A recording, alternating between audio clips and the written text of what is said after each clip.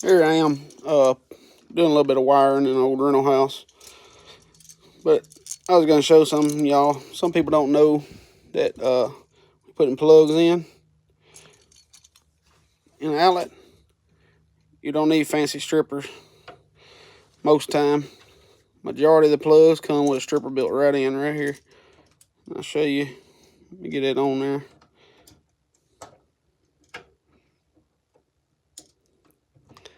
Slide it in that notch. Give it a couple of spins. Hard to do one-handed. Give it a couple spins right there and then just strips the wire for you. Then you got your bending hole.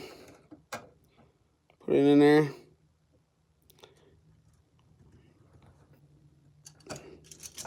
Now you have your loop. You're welcome.